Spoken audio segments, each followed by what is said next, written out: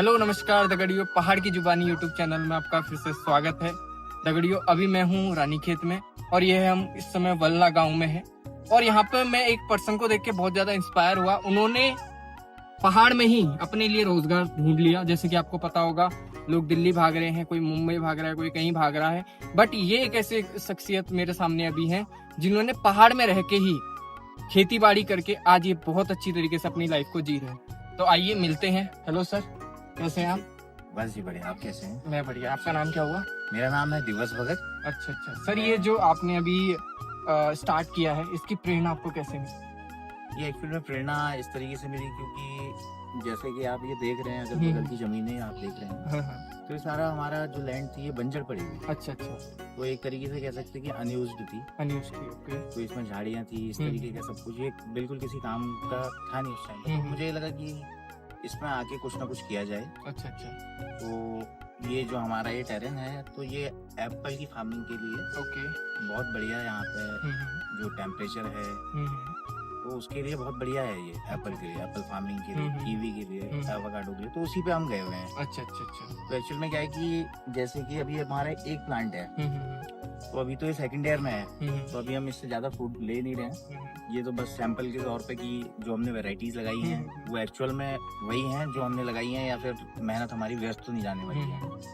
तो उस बेस पे ये रखे हुए हैं। बाकी अभी इनमें मेहनत चल रही है। ये देखिए आप जैसे बैंड कर रहे हैं, तो ये सब कुछ इसलिए है, टेक्नोलॉजी के साथ में भी ये काम चल रहा है। आप नीचे देखेंगे ड्रिप इरिगेशन का पूरा सिस्टम लगाया हुआ है। कुछ गवर्नमेंट से भी थोड़ा हेल्प ली हुई है, बाकी 80% अपनी तरीके से भी की हुई है चीजें। तो इसमें हमारा फोकस ये रहता है कि आने वाले चौथे साल में एक प्लांट से एक 20 kg का बॉक्स जो है वो लिया जाए। अच्छा अच्छा अच्छा। तो जो वेराइटीज हैं ये अमेरिकन इटालियन वेराइटीज हैं, ओके। और ये क्लोनल रूट स्टॉक पे हम काम कर रहे हैं, प्लस सीडलिंग पे भी हम काम कर रहे हैं डिफरेंट तरीके से। तो ये अभी हाई डेंसिटी कॉन्सेप्ट हमारा जो है, ये हाई डेंसिटी कॉन्सेप्ट है। तो बेसिकली पहले क्या होता था, जैसे कि हम लोग देखते थे एक प्लांट होता था, दूसरा तकरीबन 12 फीट की 14 फीट की दूरी में। तो आप ये हमारे जो प्लांट है 3-3 फीट की दूरी में है, और 12-14 फीट की दूरी में जो हमारे प्लांट होते थे उसमें एक जो यूनिफॉर्म साइज कहते हैं, तो वो हमें मिल नहीं पाता था। अच्छा अच्छा। कुछ छोटा रहता था, कुछ बड़ा रहता था। आप जैसे यहाँ पे देखेंगे तो सारा जो भी ये है दाने, सारे के सारा फूड एक बराबर है। अच्छा अच्छा। और प्लस क्या है कि जैसे ये चौथे साल में आता है तो एक बॉक्स हम लेते हैं। तो एक बॉक्स अगर हम कम से कम भी अगर मंडी भाव इसको हम मान के चलते हैं, ये मैं आपको यहाँ की बात नहीं बता रहा हूँ, दिल्ली की बात बता रहा हूँ, आजादपुर मंडी की, तो एक लास्ट मैं अगर कहता हूँ तो 2500 रुपए से नीचे का ये बॉक्स नहीं जाता है। अच्छा अच्छा। तो 2500 का मतलब आप ये समझिए कि 150 रुपए किलो आपका जो एप्पल है मंडी में इजीली जाना ही जाना है। और रिटेल में तो फिर इसकी जो प्राइस होती है 300-400 के अराउंड होता है, तो इतना कम से कम जाएगा, नहीं तो 3500-3800 रुपए वो भी हमें मिल जाता है। थोड़ा जो हमारा एरिया ये लोअर बेल्ट में है, लोअर बेल्ट में जो हमारे यहाँ पर पहाड़ पे लोग की सोच है कि एप्पल नहीं होता, ऐसा नहीं है। एप्पल होता है, आपको वेराइटीज का सिलेक्शन करना है। आपने लगा दी हाई ऑल्टीट्यूड की वैरायटी लोअर बेल्ट में, तो वो यहाँ पे सक्सेसफुल नहीं रहेगी। प्लस यहाँ पे एक लोग कहते हैं कि एप्पल हाइट में होता है, मैं तो कहता हूँ कि अगर लोअर बेल्ट में आप एप्पल लगाते हैं तो आपको बहुत फायदा हो सकता है, क्योंकि आपकी जो प्रोडक्शन है, जो आपकी फसल आ रही है वो अर्ली आ जा रहा है। तो जब मार्केट में आपका प्रोडक्शन सबसे पहले आ रहा है तो उसके प्राइस जो है वो ऊपर रहता है।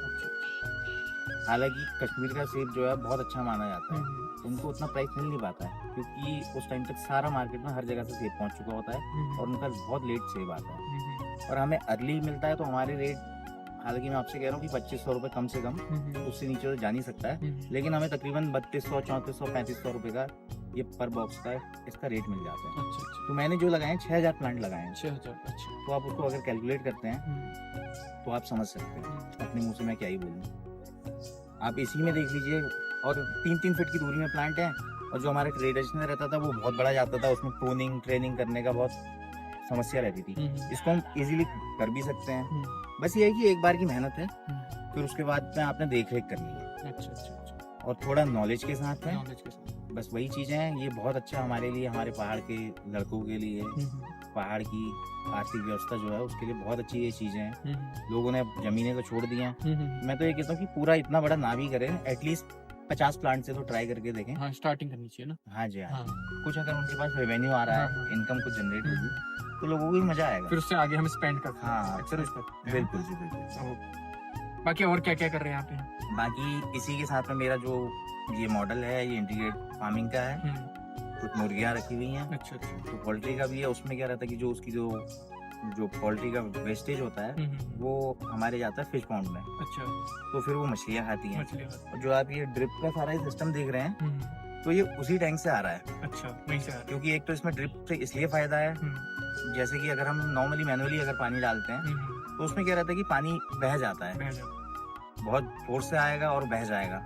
इसमें क्या रहता है कि पूरा मॉइस्चर मेंटेन करते हुए ये पानी बूंद बूंद करके नीचे तक जाता है। है। अच्छा अच्छा। और दूसरी सबसे बड़ी बात है कि इतना सारा तो मैनेज करना बहुत मुश्किल हो पाता है अगर मैनुअली अगर इसको करें, पानी वानी देने का, तो हमारी लेबर काफी बच जाती है इसमें। अच्छा, लेबर। एक बार में जो खर्चा आएगा वो जरूर आएगा स्टार्टिंग में, और लेबर हमारी अच्छी खासी इसमें बच जाती है। अच्छा, जो आपका ये पूरा आपका स्ट्रक्चर है, इसमें आपने मतलब कितने लोगों को अभी तक रोजगार दे रहे हैं? इसमें हमारे पास में परमानेंटली जो है वो 6 लोग हैं। 6 लोग। और वैसे सीजन वाइज, जैसे कि अभी आप देख रहे हैं भाई घास का मौसम आ जाएगा, तो घास निकालने के लिए तो उसमें लेबर कम हो जाती है, थोड़ा मैनुअली कर लेते हैं, खुद से भी लगते हैं, और आसपास के कुछ लोग आ जाते हैं, तो आसपास की लेबर भी इसमें आ ही जाती है। तो जैसे हमारी ऑडियंस है, अगर उनको ये काम स्टार्ट करना है, तो उनको आप क्या मैसेज देना चाहोगे? काम स्टार्ट करें, अगर मुझसे कोई हेल्प चाहिए तो जरूर मुझसे कांटेक्ट कर सकते हैं। इनफैक्ट मैं आके विजिट भी कर सकता हूँ, क्योंकि स्टार्टिंग में हर किसी को होता है कि ये चीजें करेंगे कैसे पॉसिबल होगा। अब हम तो थोड़ा इसमें थोड़ा तो नहीं कहेंगे, अच्छे खासे तरीके से समझ चुके हैं, क्योंकि 100% तो कोई सीखता भी नहीं है, आज तक कोई सीख भी नहीं चुका होगा। तो हम ये कह सकते हैं कि 70 to 80% हम इस खेती में जम चुके हैं। अच्छा। तो वो हमारे लिए इजी हो जाता है। जैसे कि मैंने सबसे पहली बार ये बगीचा लगाया था, तो मेरे लिए बड़ा ये कह सकते हैं कि हेक्टिक टाइप का हो गया था कि अब ये कैसे होगा, ये कैसे करेंगे, और फिर प्लांट का डिस्टेंस कैसे रखना, क्या करना है, किस तरीके से आपने इसको मेजर करनी है, दूरी है, plant to plant, row to row, किस तरीके से प्लांट तैयार करना है। उसके बाद ये तकरीबन मेरे को 4-5 महीने लग गए थे। अच्छा, इस चीज को बनाने हाँ जी, ग्राउंड तैयार करने में, पूरा फील्ड को तैयार करने में, न्यूट्रिशन, फर्टिलाइजर कैसे कैसे क्या क्या देना है। उसके बाद में फिर मैंने अगला बगीचा लगाया, हालांकि वो छोटा था, तकरीबन 700 प्लांट का।